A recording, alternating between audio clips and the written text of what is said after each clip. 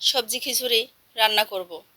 আমি একটা চুলায় একটা পাতিল বসায় দিয়েছি। পাতিলটা গরম হওয়ার সঙ্গে সঙ্গে আমি তেল দিয়ে দিলাম। এবার আমি তেজপাতা দিব। তেজপাতাটা একটু নাড়াচাড়া করেই পেঁয়াজ, রসুন, কাঁচামরিচ এগুলো দিব। এখন কাঁচামরিচ পেঁয়াজ নাড়াচাড়া করছি, তারপরে দিয়ে দিলাম গরম মশলার ডাল। এখন শুধু একটু অপেক্ষা মরিচটা, পেঁয়াজটা, রসুনটা হওয়ার।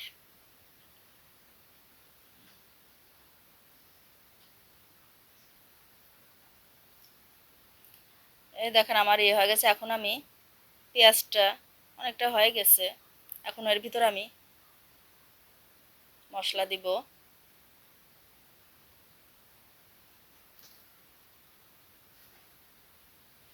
দিলাম আদা বাটা, জিরা বাটা,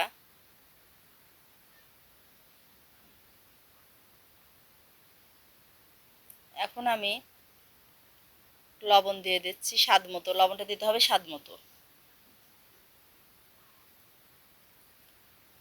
দিলাম হলুদ,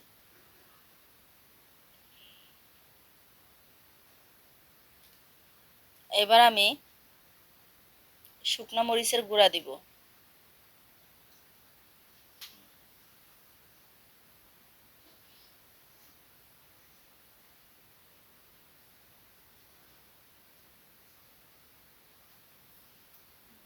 মশলাটা আমার অনেকটা হয়ে গেছে।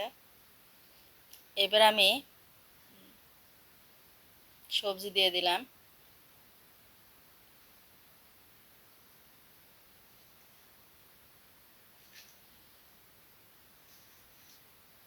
সবজিটা একটু নাড়াচাড়া করে নিচ্ছে আমি।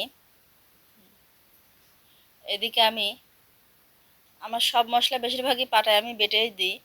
আমি ধনিয়াটাও পাটায় বাটতেছি, আর এদিকে তরকারিটাও নাড়াচাড়া দিচ্ছি।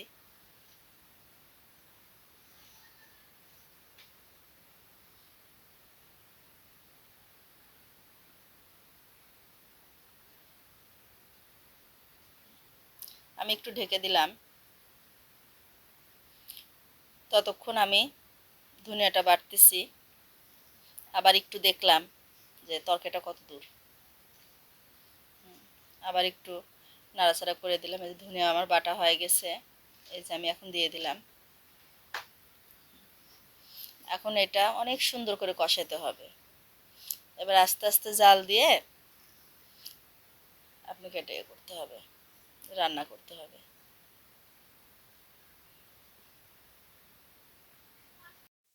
আমি এখন সবজিটা ঢেকে দিব।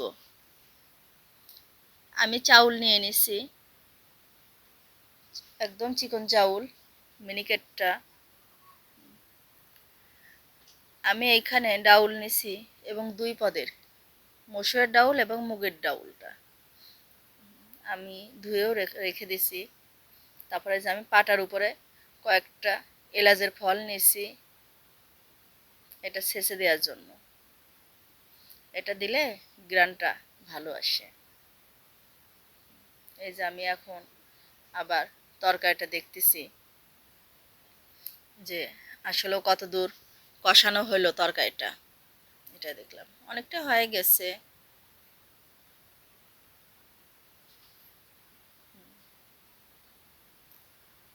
আমি এখন গরম মশলার ফল দিয়ে দিলাম।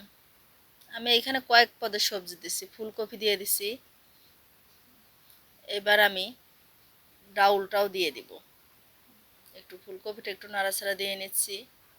এখানে গাজর দিছি, তারপর টমেটো আছে, অনেক কিছু দিছি। এখন আমি ডাউলটা দিয়ে দিচ্ছি।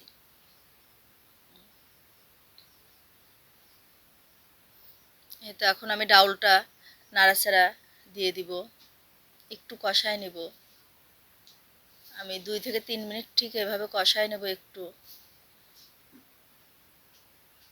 কষানোর পরে তারপরে আমি চাউলটাও দিয়ে দেব। চাউলটা দিয়ে আরও 1-1.5 মিনিট মতো নাড়বো আমি এইখানে।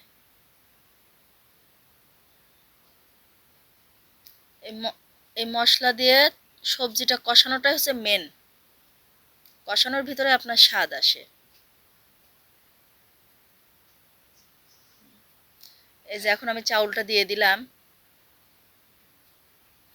চাউলটা দিয়ে আমি 1-1.5 মিনিট মতো নাড়াচাড়া করে নিব। দেখেন এর কালারটাও দেখছেন সুন্দর আসতেছে, আর এর স্বাদ তো সেরকমের।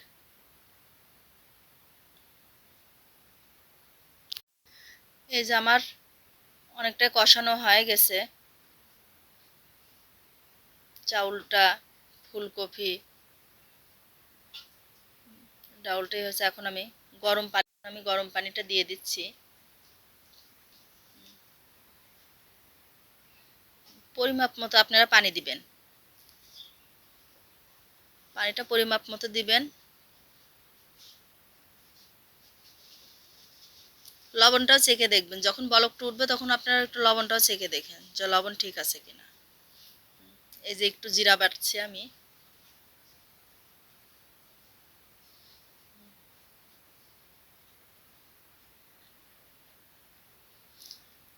এখন দেখছি যে কত দূর।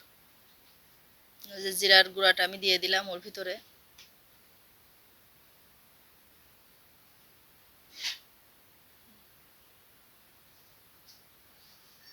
দেখেন আমার ভাতটাও হয়ে গেছে, সবজি খিচুড়ি। আমার ফুলকপিগুলাও আস্ত রয়েছে, ফুলকপিগুলা ভাঙে নাই, অনেক সুন্দর হয়েছে।